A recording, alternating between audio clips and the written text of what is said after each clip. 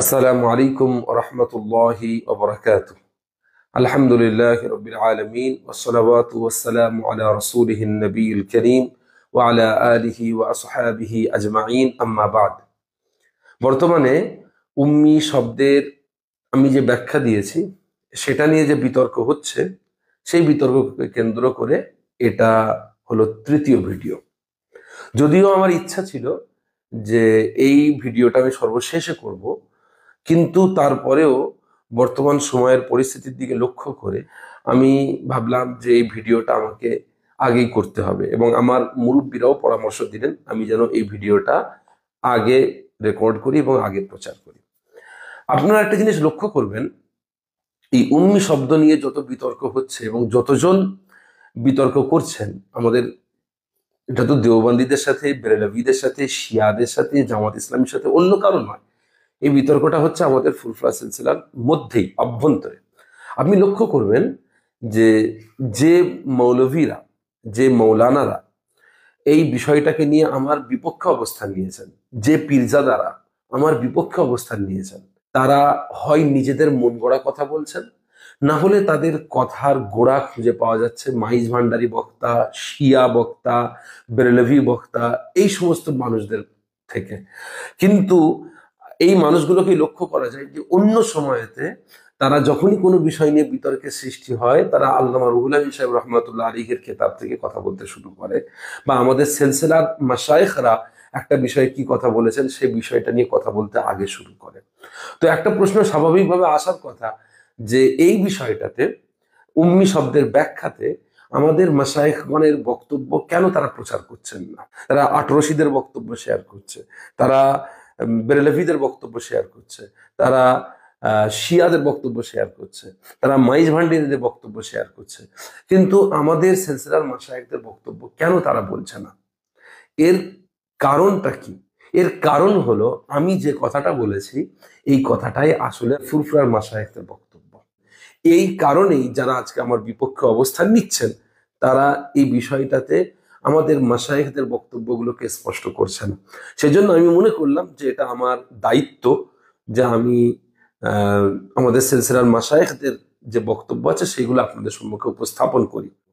আজকে আমরা যে কথাটা বলবো সেটা হলো উম্মি শব্দের ব্যাখ্যাতে আমাদের মাশায়েখগণ তথা ফুরফুরার বড় আলেম উলামাগণ তারা কি ব্যাখ্যা দিয়েছেন। আজকে আমি যে কথাগুলো বলেছি শুধুমাত্র এই কথাগুলো কি আমার বলা, এই কথাগুলো কি আমার মন গড়া কথা, নাকি আমি আমাদের মাশায়েখদের বক্তব্য এবং কোরআন ও সুন্নাহর বক্তব্যকে সামনে রেখে আলোচনা করেছিলাম, সেটা আজকে আমরা তুলে ধরবো। আসুন আর বিলম্ব না করে দেখি আমার সর্বপ্রথম যে শব্দের ব্যবহার নিয়ে সব থেকে বড় আপত্তি, সেই শব্দটা কি আমার একার প্রয়োগ করা, নাকি বাংলা ভাষার অন্যান্য ওলামা তথা ফুরফুরা সিলসিলার অন্যান্য ওলামাগণ ব্যবহার করেছেন কিনা। যে শব্দটা নিয়ে সব থেকে বেশি বিতর্ক সেটা হচ্ছে নিরক্ষর বলা নিয়ে। আমি রাসূল পাক সাল্লাল্লাহু তাআলা আলাইহি ওয়াসাল্লামের শানে যে উম্মি শব্দটা বলা হয়েছে তার ব্যাখ্যা করেছিলাম নিরক্ষর। অনেকে বলেছেন এটা বললে নাকি মানুষ কাফের হয়ে যাবে। চলুন আমরা দেখি এই কথার ভিত্তিতে কার দিকে আমাদের ফতোয়া যাচ্ছে। সর্বপ্রথম আমরা আলোচনা করব দাদা হুজুর পীর কেবলা রহমাতুল্লাহ আলাইহির অন্যতম গুরুত্বপূর্ণ খলিফা ডক্টর মাওলানা মোহাম্মদ শহীদুল্লাহ সাহেব রহমাতুল্লাহ আলাইহির কিতাব থেকে। ডক্টর শহীদুল্লাহ সাহেব ছিলেন দাদা হুজুর পীর কেবলা রহমাতুল্লাহ আলাইহির অন্যতম প্রধান খলিফাদের একজন। তিনি ছিলেন বাংলা ভাষার সর্বকালের সর্বশ্রেষ্ঠ জ্ঞানী ব্যক্তিদের, গবেষক ব্যক্তিদের মধ্যে অন্যতম। তিনি ছিলেন ভাষা বিজ্ঞানী। একাধারে মুজাদ্দিদুজ্জামান পীর আবু বকর সিদ্দিকী রহমাতুল্লাহ আলাইহি তাকে মাওলানা উপাধি দিয়েছিলেন তার দিন সম্পর্কে জ্ঞানের কারণে। চলুন আমরা দেখব ডক্টর মোহাম্মদ শহীদুল্লাহ সাহেব এই নিরক্ষর শব্দটা ব্যবহার করেছেন কিনা। আমার হাতে আছে মাওলা ব্রাদার্স থেকে প্রকাশিত নবী করিম হযরত মুহাম্মদ সাল্লাল্লাহু আলাইহি ওয়াসাল্লাম, লেখক ডক্টর মোহাম্মদ শহীদুল্লাহ। আসুন দেখি এই কিতাবের মধ্যে ডক্টর মোহাম্মদ শহীদুল্লাহ রাসূল পাক সাল্লাল্লাহু আলাইহি ওয়াসাল্লামকে কি বলে সম্বোধন করছেন। এই কিতাবের 22তম পৃষ্ঠাতে ডক্টর মোহাম্মদ শহীদুল্লাহ রহমাতুল্লাহ আলাইহি বলছেন, ইনি যে ধর্ম প্রবর্তক হবেন তাতে বিস্ময়ের কোনো কথা ছিল না, কিন্তু তিনি এক আজন্ম অনাথ, নিরক্ষর, লক্ষ্য করুন, নিরক্ষর সহায় সম্পদ বিহীন দরিদ্র তিনি কি রূপে অতি মহামানব হলেন, সেটা কি পরম আশ্চর্যের বিষয় নয়? দাদা হুজুর পীর কেবলা রহমাতুল্লাহ আলাইহির অন্যতম প্রধান খলিফা ডক্টর মোহাম্মদ শহীদুল্লাহ রহমাতুল্লাহ আলাইহি তার কেতাবের নবী করিম মুহাম্মদ সাল্লাল্লাহু আলাইহি ওয়াসাল্লাম গ্রন্থের 22 নম্বর পৃষ্ঠাতে আল্লাহ রসুল আল্লাহ হাবিব সাল্লাল্লাহু আলাইহি ওয়াসাল্লামকে নিরক্ষর বলে সম্বোধন করেছেন। আমার প্রশ্ন, যে সমস্ত কাবেল বড় বড় পণ্ডিতেরা মাইকে উঠে বহু গালাগালি করছেন, ডক্টর শহীদুল্লাহ সাহেবকে আপনারা কি বলবেন? কাফের বলবেন? ওয়াহাবি বলবেন? গুস্তাখে রসুল বলবেন? আপনারা কি বলবেন আমি জানতে চাই। আসুন, আমাদের ফুরফুরা সিলসিলার যে মানুষটা লেখনের মাধ্যমে সব থেকে বড় খেদমত আঞ্জাম দিয়েছেন, শুধু সিলসিলার নয়, যিনি এই বাংলার মুসলমানদের তথা পূর্ব ভারতের মুসলমানদের মধ্যে একজন শ্রেষ্ঠ মুসলিম লেখক এবং আমাদের সামনে তিনি একজন রত্নের মতো ব্যক্তিত্ব, আল্লামা রুহুল আমিন রহমাতুল্লাহ আলাইহি, যাকে আল্লামায়ে হিন্দ বলা হতো, সেই আল্লামায়ে হিন্দ রহমাতুল্লাহ আলাইহি নিরক্ষর শব্দটা ব্যবহার করেছেন কিনা আমরা একটুখানি দেখি। আমার হাতে আছে আল্লামা রুহুল আমিন রহমাতুল্লাহ আলাইহির লেখা মিলাদে মুস্তাফা। এই গ্রন্থটার প্রথম ভাগে আল্লামা রুহুল আমিন সাহেব রহমাতুল্লাহ আলাইহি 3য় পৃষ্ঠাতে লিখছেন, কুরআন সূরা জুমআ আয়াত হচ্ছে হুয়াল্লাযী বাআসা ফিল উম্মিয়িনা রাসূলাম মিনহুম। এই আয়াতের অনুবাদে আল্লামা রুহুল আমিন সাহেব রাহমাতুল্লাহ আলাইহি কি লিখছেন দেখুন, তিনি নিরক্ষর সম্প্রদায়ের মধ্যে তাহাদের শ্রেণী হইতে একজন রাসূল পয়দা করেছেন। এখানে লক্ষ্য করুন, আল্লামা রুহুল আমিন সাহেব রাহমাতুল্লাহ আলাইহি এর বক্তব্য থেকে আমরা দুটো জিনিস টের পাই। নাম্বার 1, যারা বলছেন উম্মি মানে আসল, উম্মি মানে হচ্ছে উম্মুল কুরা, অমুক তমুক, এটা সেটা বিভিন্ন ব্যাখ্যা যারা দিচ্ছেন, আসুন আল্লামা রুহুল আমিন সাহেব রাহমাতুল্লাহ আলাইহি উম্মি শব্দের কি ব্যাখ্যা দিয়েছেন। তিনি কি বলেছেন উম্মি মানে মা, উম্মি মানে আসল? তিনি কি বলেছেন লক্ষ্য করুন। তিনি বলছেন যে নিরক্ষর, দ্বিতীয় পয়েন্ট যেটা, সেটা হলো তিনি রাসূল পাক সাল্লাল্লাহু আলাইহি ওয়াসাল্লামকে নিরক্ষর শ্রেণীভুক্ত বলেছেন। কি বলছেন? তিনি নিরক্ষর সম্প্রদায়ের মধ্যে তাহাদের শ্রেণী হইতে একজন রাসূল পয়দা করেছেন। এখানে বোঝা গেল যে তিনি বললেন যে পুরো আরব জাতি হলো নিরক্ষর এবং তাদের শ্রেণীর অন্তর্ভুক্ত হলেন রাসূল পাক সাল্লাল্লাহু আলাইহি ওয়াসাল্লাম। এখানে প্রশ্ন আসতে পারে যে রাসূল পাক সাল্লাল্লাহু আলাইহি ওয়াসাল্লামকে নয়, আরবদেরকে নিরক্ষর বলা হয়েছে। তাহলে আসুন এই আল্লামা রুহুল আমিন সাহেব রাহমাতুল্লাহ আলাইহির কথার আদলে আরেকটা কথা বলে আপনাদেরকে বিষয়টা বোঝানোর চেষ্টা করি। ধরুন বলা হলো যে ভারতবর্ষের সরকার আমেরিকার একটা অনুষ্ঠানে অংশগ্রহণ করার জন্য ভারতবাসী সম্প্রদায়ের মধ্য থেকে তাদের শ্রেণীর অন্তর্ভুক্ত একজনকে প্রেরণ করলেন। এই কথার অর্থ কি হবে? ভারত সরকার পাকিস্তান থেকে কাউকে প্রেরণ করেছেন, আফগানিস্তান থেকে কাউকে প্রেরণ করেছেন, বাংলাদেশ থেকে কাউকে প্রেরণ করেছেন, নাকি ভারতবর্ষ থেকে কাউকে প্রেরণ করেছেন? সহজ উত্তর হচ্ছে এই কথার মাধ্যমে বোঝা যাবে যে তিনি ভারতবর্ষ থেকে কাউকে প্রেরণ করেছেন। ঠিক একইভাবে আল্লামা রুহুল আমিন সাহেব রাহমাতুল্লাহ আলাইহি ব্যাখ্যা করলেন নিরক্ষর সম্প্রদায়ের মধ্যে তাহাদের শ্রেণী হইতে একজন রাসূল পয়দা করেছেন। অর্থাৎ আল্লামা রুহুল আমিন সাহেব এখানে বলে দিলেন যে পুরো আরব জাতি তারা ছিল নিরক্ষর সম্প্রদায় এবং রাসূল পাক সাল্লাল্লাহু আলাইহি ওয়াসাল্লাম ছিলেন তাদেরই অন্তর্ভুক্ত। তাহলে আমার প্রশ্ন, আমি রাসূল পাক সাল্লাল্লাহু আলাইহি ওয়াসাল্লামকে নিরক্ষর বলাতে আমার উপরে যদি অন্যায়ভাবে তাকফির করা হয়, মাইকে উঠে জঘন্যভাবে গালাগালি করে নিজের পরিবারের এবং নিজের পরিবেশের পরিচয় প্রদান করা হয়, তাহলে আল্লামা রুহুল আমিন সাহেব রহমাতুল্লাহ আলাইহি তিনি যে নিরক্ষর বললেন রাসূল পাক সাল্লাল্লাহু আলাইহি ওয়াসাল্লামকে, এর ক্ষেত্রে আল্লামা রুহুল আমিন সাহেব রহমাতুল্লাহ ব্যাপারে আপনাদের ফাতাওয়া কি হবে? এরপরে দ্বিতীয় যে ব্যাপারটা নিয়ে আপত্তি, সেটা হলো যে আমি বলেছি রাসূল পাক সাল্লাল্লাহু আলাইহি ওয়াসাল্লাম লিখতে ও পড়তে পারতেন না। এই শব্দের প্রয়োগ করার জন্য এত জঘন্য শব্দ ব্যবহার করেছেন কিছু তথাকথিত পীরজাদা, যাদের যোগ্যতা হচ্ছে পীরের ঘরে জন্মগ্রহণ করা, যাদের যোগ্যতা হচ্ছে সুন্দর কণ্ঠ, যাদের যোগ্যতা হলো পিতা এবং দাদুর পরিচয়, এর বাইরে আর কোনো যোগ্যতা নেই। তারা কতটা জ্ঞানী তাদের শিক্ষককে জিজ্ঞাসা করলে উত্তর পাওয়া যাবে, যদি শিক্ষক থাকে আর কি, না থাকলে সাধারণভাবে শিক্ষক থাকারও কথা নয়। তারা আমার এই শব্দটাকে কেন্দ্র করে কত জঘন্য কটু কথা ব্যবহার করেছেন এবং মাইকে উঠে সাধারণ মানুষকে পথভ্রষ্ট করেছেন।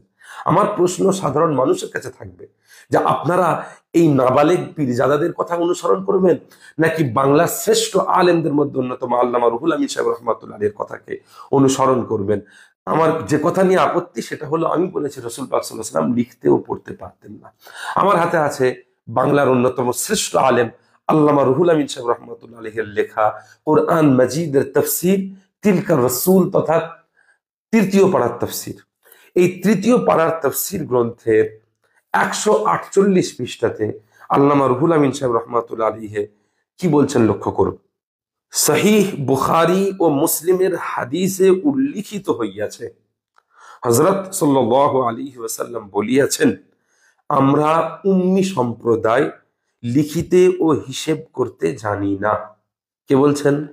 আল্লামা রুহুল আমিন সাহেব রহমাতুল্লাহ আলাইহি। অর্থাৎ আমি বলেছিলাম না যে হাদিস শরীফের মধ্যে এসেছে বুখারী এবং মুসলিমে, ইন্না উম্মাতুন উম্মিয়াতুন লা নাকতুবু ওয়ালা নাহসুবু। এই হাদিস বুখারী শরীফে এসেছে, মুসলিম শরীফে এসেছে, তাফসীরে ইবনে কাসিরে এসেছে, তাফসীর তবারিতে এসেছে, তাফসীর বাগাবিতে এসেছে। হযরতে ফখরুদ্দিন রাজি রাহমাতুল্লাহ আলাইহি তার তাফসীরে উল্লেখ করেছেন মাফাতিহুল গায়বে, এবং হযরতে ইমাম জালালউদ্দিন সুয়ুতী রহমাতুল্লাহ আলাইহি তার তাফসীরের মধ্যে উল্লেখ করেছেন। তো ওই যে হাদিসটা আছে, ওই হাদিসের ব্যাখ্যায় লা নাকতুবু ওয়ালা নাহসুবু, এই ব্যাখ্যায় আল্লামা রুহুল আমিন সাহেব রহমাতুল্লাহ কি বললেন? লিখিতে ও হিসাব করতে জানি না। লিখি না, হিসাব করি না নয়, লিখিতে ও হিসাব করতে জানি না। কে বলছেন? আল্লামা রুহুল আমিন সাহেব রহমাতুল্লাহ আলাইহি। এবারে লক্ষ্য করুন, আমি তাফসীর থেকে প্রমাণ করলাম যে আল্লামা রুহুল আমিন সাহেব রহমাতুল্লাহ আলাইহি বলেছেন, রাসূল পাক সাল্লাল্লাহু আলাইহি ওয়াসাল্লাম বলেছেন, আমরা লিখতে পারি না। এখনো পড়ার কথা বলিনি। আসুন, হুজুর পাক সাল্লাল্লাহু আলাইহি ওয়াসাল্লাম পড়তে পারতেন কিনা সে ব্যাপারে আল্লামা রুহুল আমিন সাহেব রহমাতুল্লাহ আলাইহির কি মতামত ছিল সেটা আমি আপনাদেরকে দেখাই। আমার হাতে আছে আল্লামা রুহুল আমিন সাহেব রহমাতুল্লাহ আলাইহির রচিত তাফসীরুল কোরআনের 30তম পারার তাফসীর, আম্মা ইয়াতাসাআলুন পারা তথা 30 পারার তাফসীর। এই তাফসীর গ্রন্থের 239তম পৃষ্ঠাতে কি উল্লেখ করেছেন লক্ষ্য করুন। আমরা বলি, শাহ আব্দুল আজিজ দেহলভী লিখিয়াছেন, হযরত নবী সাল্লাল্লাহু আলাইহি ওয়াসাল্লাম বালিগ হওয়ার পূর্বেই, অর্থাৎ অনুমান 12 বৎসর বয়সে তীক্ষ্ণ বুদ্ধি বলে এতটুকু বুঝিতে পারিলেন যে প্রতিমা পূজা ও ইসলামের পূর্ব জামানার রীতিনীতি অতি কদর্য ও বাতিল। কাজেই তিনি সত্য দিনের অনুসন্ধানে লিপ্ত হইলেন। আরো তিনি বৃদ্ধ লোকদের মুখে শ্রবণ করিয়াছিলেন যে হযরত ইব্রাহিম আলাইহিস সালাম এর দিন আরব দিগের মূল দিন। তখন তিনি সংকল্প করিলেন যে প্রতিমা পূজা ও জাহেলিয়াতের নিয়ম পদ্ধতি উপেক্ষা করিয়া হযরত ইব্রাহিম আলাইহিস সালাম এর খোদার ইবাদতে মনোনিবেশ করেন। কিন্তু ইব্রাহিমের দিনের ব্যবস্থা কাহারও স্মরণে ছিল না, কোনো কেতাবে উহা লিপিবদ্ধ ছিল না, এবং এখানে লক্ষ্য করুন, এবং তিনি কেতাব পাঠ করিতে জানিতেন না। কাজেই তিনি উহা অবগত হইতে বিব্রত ও ব্যতিব্যস্ত হইয়া পড়িলেন। আল্লামা রুহুল আমিন সাহেব রহমাতুল্লাহ আলাইহি রচিত তাফসীর গ্রন্থে আম্মা পারা অর্থাৎ আম্মা ইয়াতাসাআলুন পারা অর্থাৎ 30 পারার তাফসীর গ্রন্থে আল্লামা রুহুল আমিন সাহেব রহমাতুল্লাহ আলাইহি স্পষ্ট বলে দিয়েছেন, রাসূল পাক সাল্লাল্লাহু আলাইহি ওয়াসাল্লাম পড়িতে পারিতেন না। এবারে আসা যাক আমার বিপক্ষে অবস্থানকারী ব্যক্তিদের তৃতীয় অভিযোগে। তাদের বক্তব্য হলো, আমি বলেছি রাসূল পাক সাল্লাল্লাহু তাআলা আলাইহি ওয়াসাল্লাম আরবি বর্ণমালা তথা আলিফ বা তা সা এগুলো জানতেন না, অর্থাৎ পড়তে ও লিখতে জানতেন না। আমি কখনো এটা বলিনি যে রাসূল পাক সাল্লাল্লাহু আলাইহি ওয়াসাল্লাম আরবি জানতেন না, নাউজুবিল্লাহ, এটা আমার বক্তব্য নয়। আল্লামা রুহুল আমিন সাহেব রহমাতুল্লাহ আলাইহির বক্তব্যে ফিরে যায়।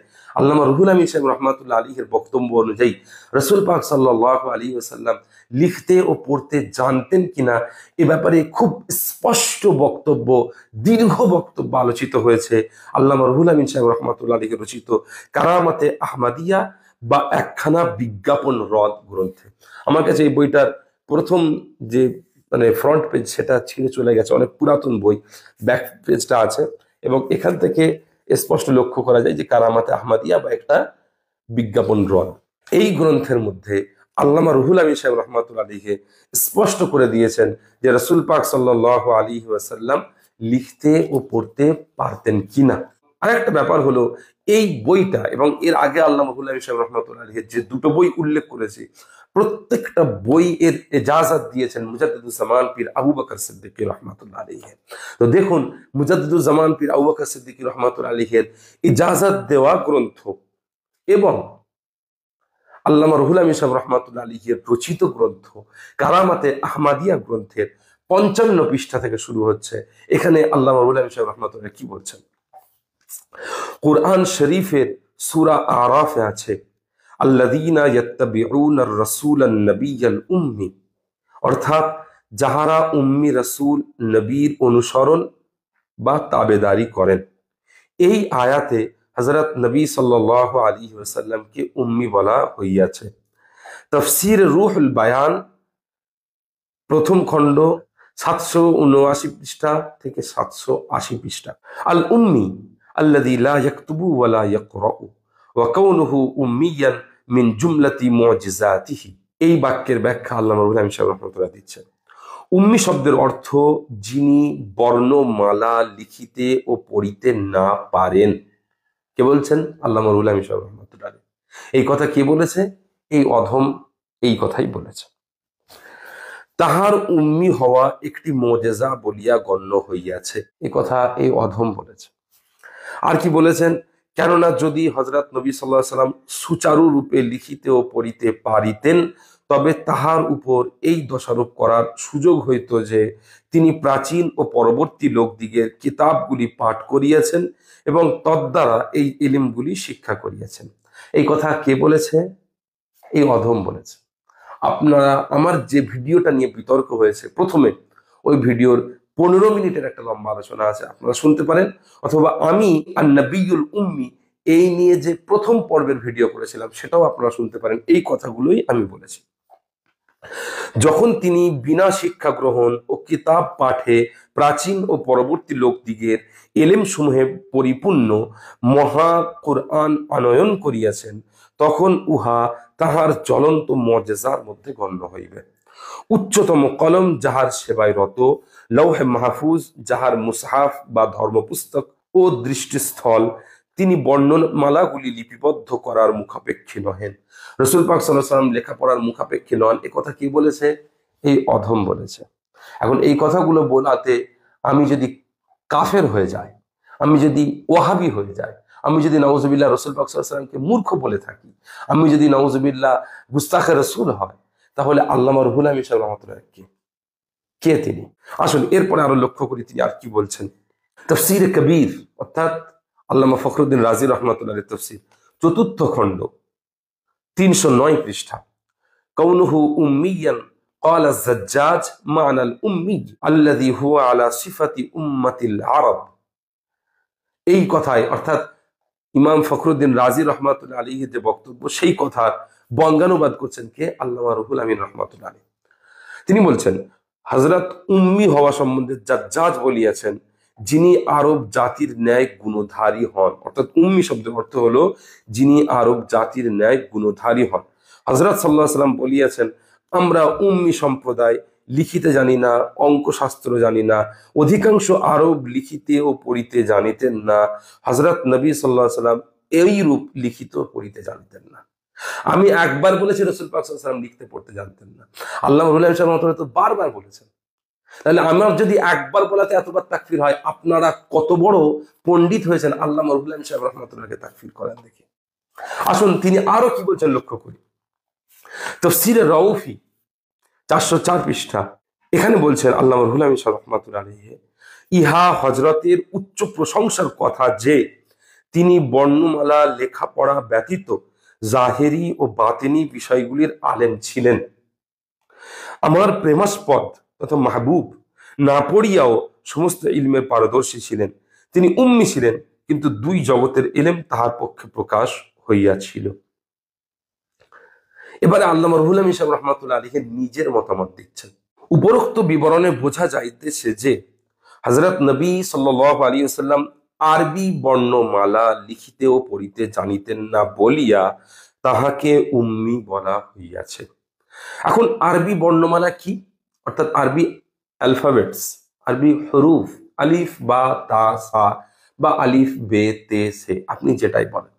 ইহা সত্ত্বেও তাহার তুল্য শ্রেষ্ঠতম আলেম জগতে হয় নাই ও হইবে না। কে বলেছে এই কথা? এই অধম বলেছে। এখান থেকে বোঝা যাচ্ছে যে আল্লামা রুহুল আমিন সাহেব রহমতুল্লাহ যে কথা বলেছেন সেই বক্তব্যই আমার। এমন কথা বলেছি যেটা কুরআনে আছে, যেটা সুন্নাতে নববীতে আছে, যেটা তাফসীর গ্রন্থের আলোকে সারা বিশ্বের মুহাদ্দিসদের বক্তব্য, যেটা হাদিস গ্রন্থের আলোকে সারা বিশ্বের মুহাদ্দিসদের বক্তব্য। এমন কথা বলেছি যেটা আমাদের সিলসিলার মাশাইখদের বক্তব্য। এখন এই কথা বলাতে আমি যদি কাফের হয়ে যাই, আমি যদি ওয়াহাবি হয়ে যাই, আমি যদি গুস্তাখে রসুল হয়ে যাই, তাহলে ঠিক একইভাবে আপনাদের বক্তব্য অনুযায়ী আল্লামা রুহুল আমিন সাহেব রহমাতুল্লাহ আলাইহি এবং দাদা পীর রহমাতুল্লাহ আলাইহির খলিফা আল্লামা ডক্টর শহীদুল্লাহ রহমাতুল্লাহ আলাইহি এই উভয়ই ছিলেন কাফের, গুস্তাখে রসুল, এই উভয়ই ছিলেন ওয়াহাবি। কথা বুঝতে পারেন? এটা আপনাদের বক্তব্য অনুযায়ী। আমি তো বলবো যে না, তারা বরং আমাদের সিলসিলার মুক্তাদা ছিলেন, তারা বরং আমাদের সিলসিলার আদর্শ ছিলেন, তারা বরং আমাদের আদর্শ ছিলেন, এবং আমরা তাদের থেকে শিখি এবং অনুপ্রাণিত হই। তো সেই জন্য এমন কথা আপনারা বলে বেড়াচ্ছেন যে কথাগুলো আমাদের সিলসিলার চিন্তাধারার খেলাফ। আমি আপনাদের সকলকে অনুরোধ করব যে আপনারা তওবা করুন, ইস্তেগফার করুন এবং মাফ চান। এবং সব থেকে বেশি গুরুত্বপূর্ণ যে জিনিস, সেটা হচ্ছে আপনারা গজলের মধ্যে সীমাবদ্ধ থাকেন। আর প্লিজ নিজেদেরকে ছোট করবেন না। আপনাদের সম্মান আছে, ইজ্জত আছে, এবং এই ঘটনার আগে পর্যন্ত আমিও আপনাদেরকে সম্মান করতাম, ইজ্জত করতাম।